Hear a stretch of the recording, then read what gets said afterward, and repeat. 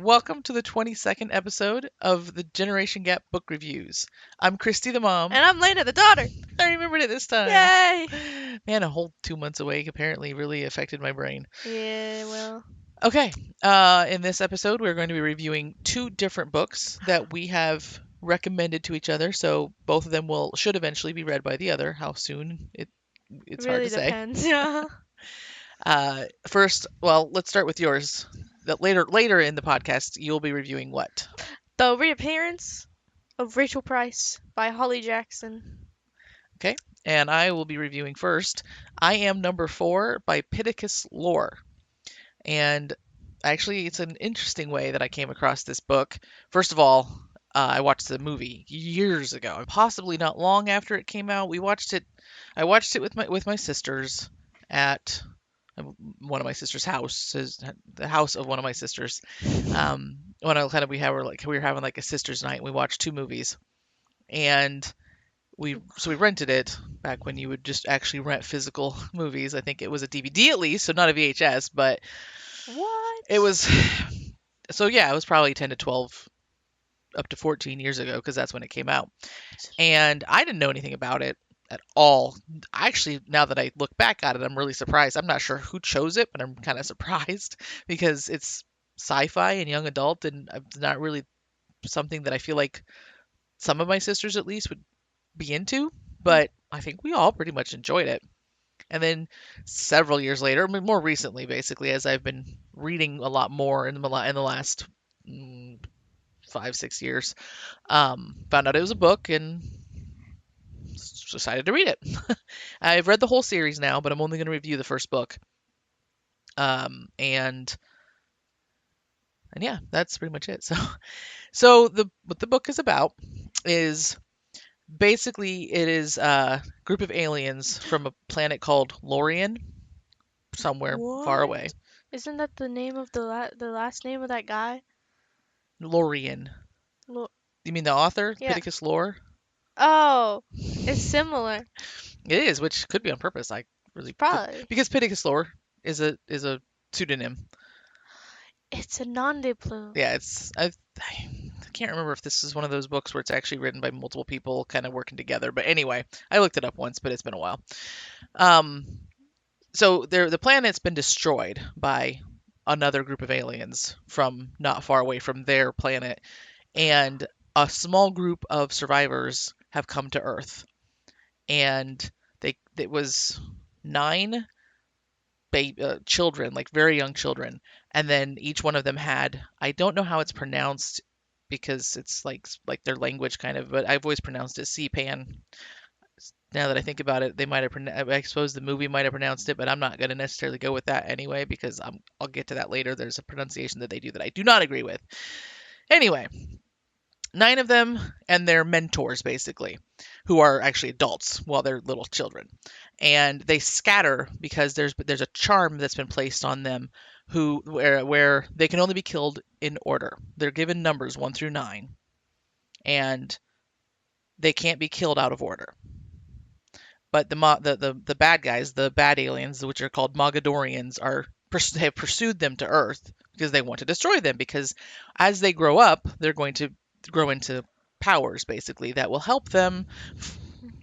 I don't remember exactly, especially early on, what the goal that they knew was, but essentially fight back against the Mogadorians, keep their race from dying, basically. And the story is told from the perspective of the 9 kids who have to be killed in order. He's number 4. And when each of these kids, as they're growing up, when they die, the others all are made aware of it because they have like this scar on their leg that gets like a new line on it or whatever. So this number 4 is aware when number 1 dies, and number 2 is tracked down and dies, and number 3 then, but at the beginning of this book, is killed. He gets his 3rd scar, and he's number 4. Oh no. That's So not good. So basically the story starts with him and his C-Pan, whose name is Henri, and to me that's Henri. That's French spelling. So Yeah. the whole time I read it, I pronounced it Henri, but in the movie they just call him Henry, and that actually bothers me. Mm. I call him Henri. Um, he and his charge, they are on the move like all his life. They're just constantly on the move. Like they don't stay anywhere for very long because they're trying to stay hidden. Mhm. They have to keep themselves hidden. And when number three dies, they move again and they end up in a small town called Paradise, Ohio. Ohio. And at this point, number four, who he at this point he gets, they also change names every time they move, or at least number four's name. I don't. Henri might keep the same name sometimes. I don't remember What's that his part, but name? he's going by the name John Smith, Oh, okay. Not and very exciting. starts high school and actually makes a friend, and What? um, Main basically is characters can't trying make to friends. stay Sorry. hidden and blend in without being caught, Mm. found. Mhm. So that's basically the story. What do you like about it? Um, one of the things I really liked about the book was the different relationships. Though John, who he's just known as John throughout, they don't call him number four the whole time. Mhm. John and Henri, they're not related, but they do have, because he's grown up with Henri taking care of him. They have a father and son type bond that I really like, Mm. and they don't always get along, but they do respect and they care about each other, and that's I really like that. And John, he's moved enough in the past that he really never got to form lasting relationships with anybody else.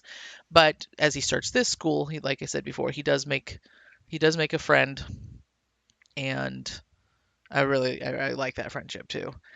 Mm. The story itself, I mean, there's nothing deep and meaningful here, but I think it's a fun sci-fi story. Mhm. It's full of action and easy to read. It's sci-fi, but the world building is easy to follow. It's nothing really complicated. It's intriguing, and John, as he's meant to do, starts to develop his, they call them legacies, which are basically powers that as he gets older he's meant to develop, and that will help him to protect himself and stuff. And um, I like the way that whole thing develops, and I mean it was overall an enjoyable sci-fi young adult story. What did you not like? Um, I guess probably the same thing that I often don't like about action books, and that's the action.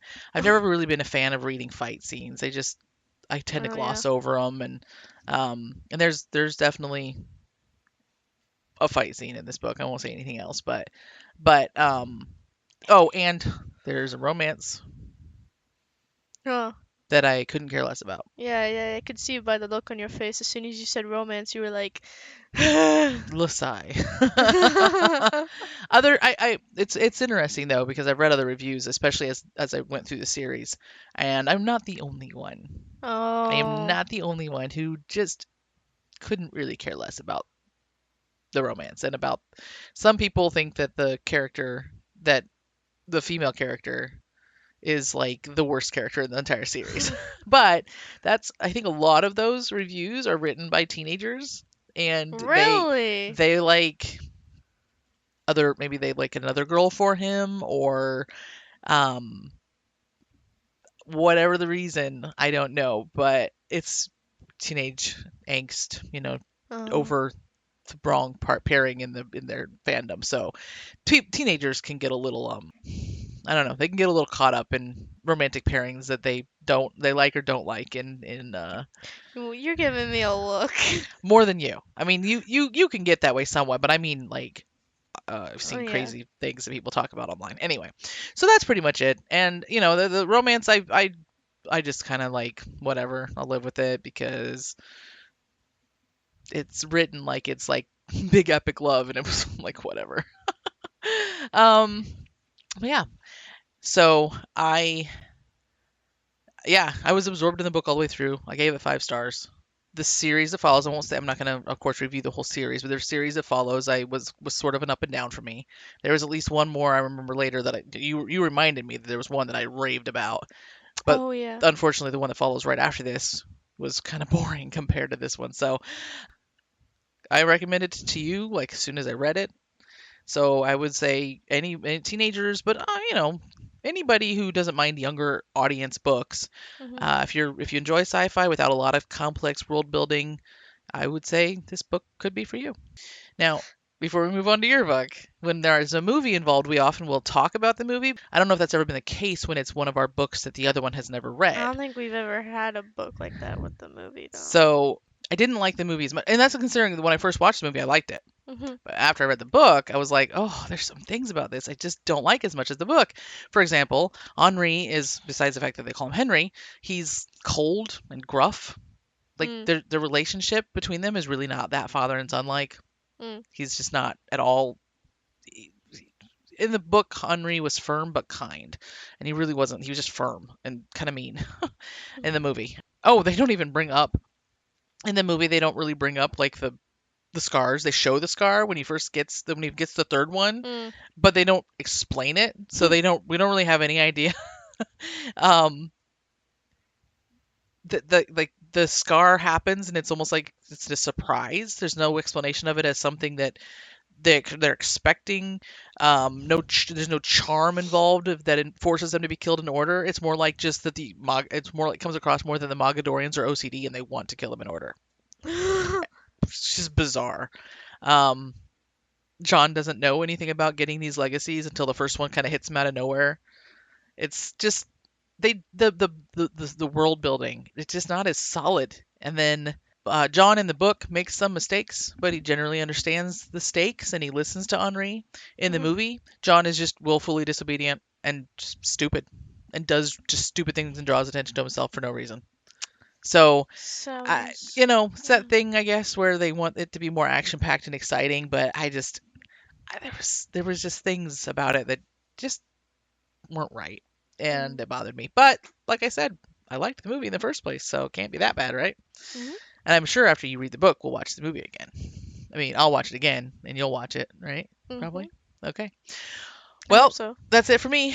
And I didn't forget any questions we ask when we're doing it because when I'm doing it myself, I just sort of flow from one thing to the No. next. Right? Okay. Yeah. So, Lena, tell us about the reappearance of Rachel Price. Is that even Okay. what it's called? Is that right? Okay.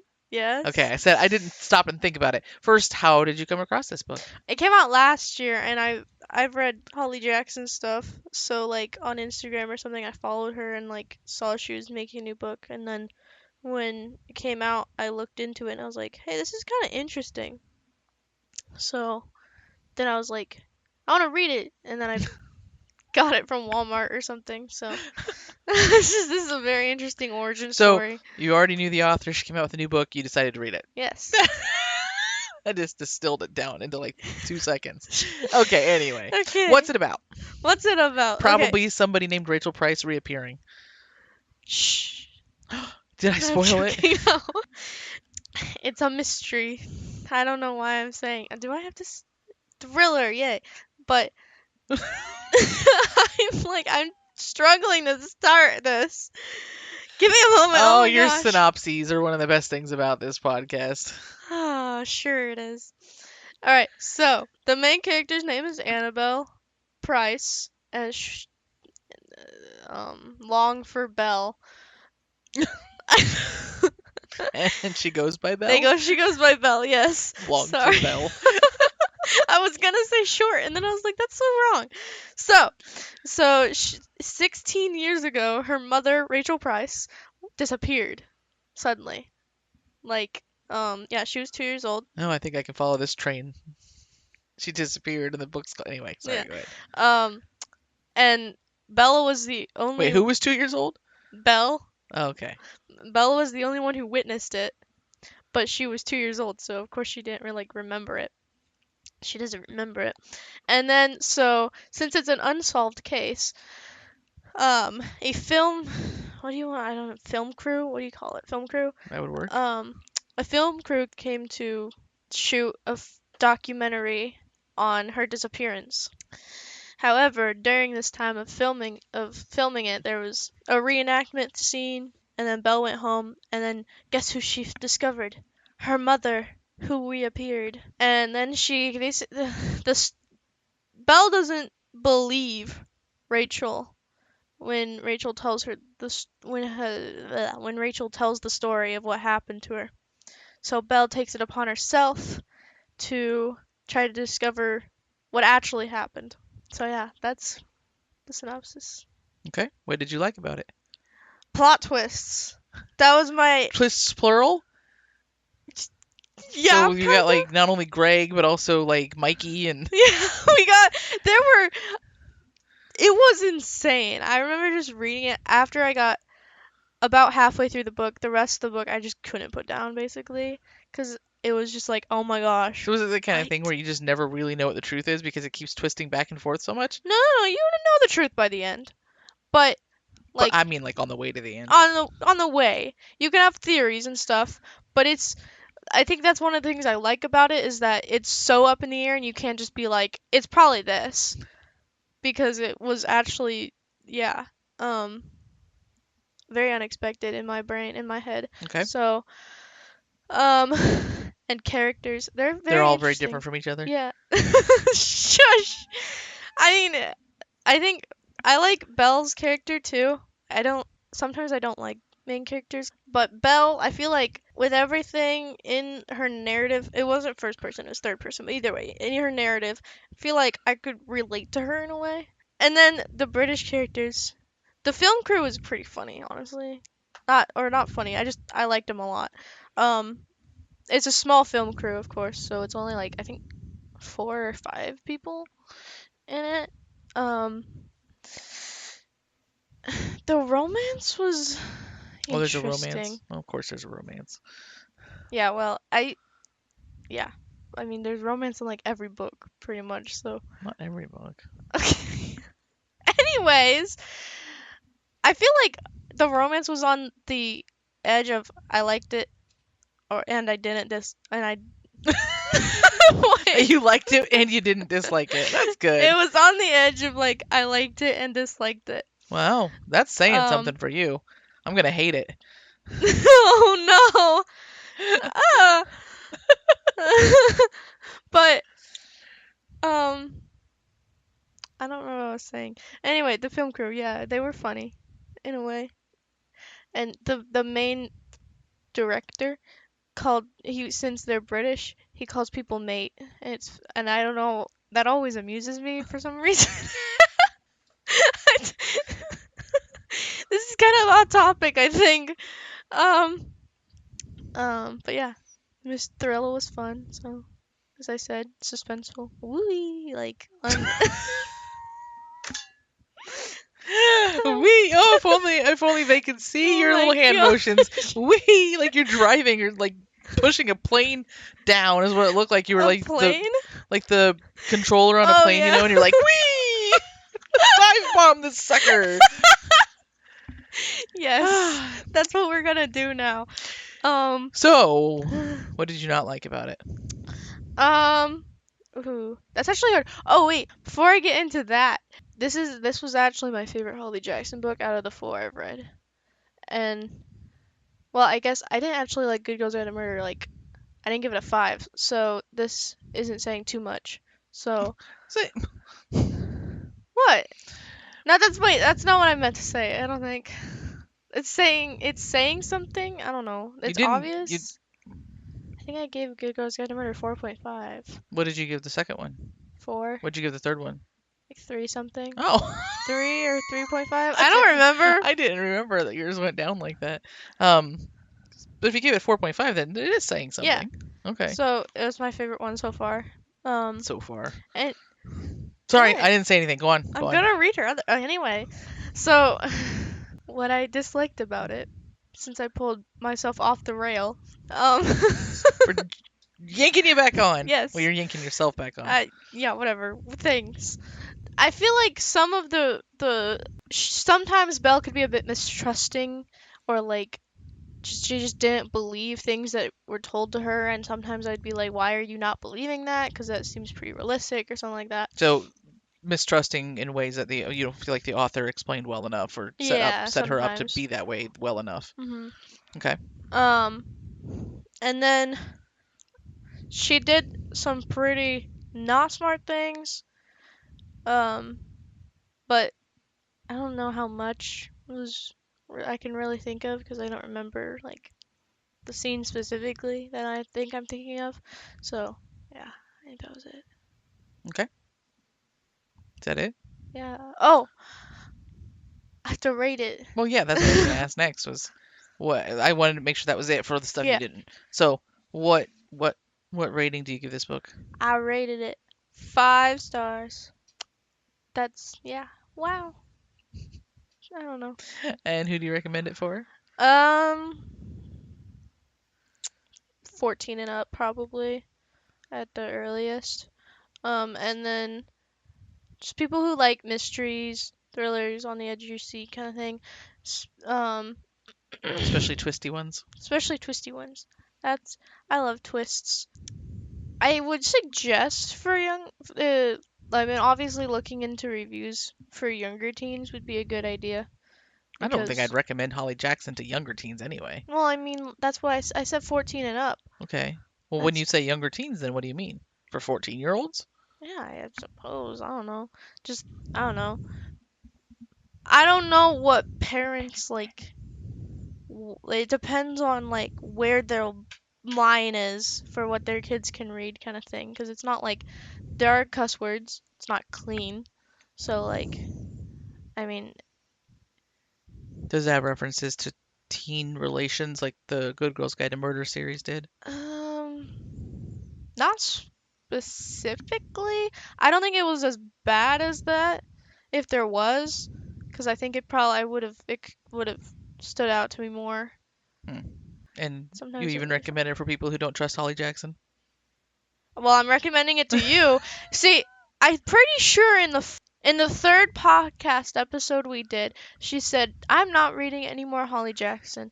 But then when I started reading the reappearance of Rachel Price, she was like, "I mean, maybe if you recommend it to me, but I like, I don't know if I said it in the podcast, but I definitely have said it multiple times in general that I don't trust Holly Jackson after mhm, the third book of a Good Girl's Guide to Murder, and I can't read her books anymore. mhm, But I guess if I have you as a screener, so you can make sure that she never I don't know that she never does something as terrible immorally, as she did in the third book of a Good Girl's Guide to Murder, yeah." again, then you'll have to screen all of her books for me. Hold Just on. what she did in the third book of A Good Girl's Guide to Murder, which of course I can't say because it'll be spoiler, is the kind of thing that I would hope she wouldn't repeat and have already done or do again because it's kind of a big thing.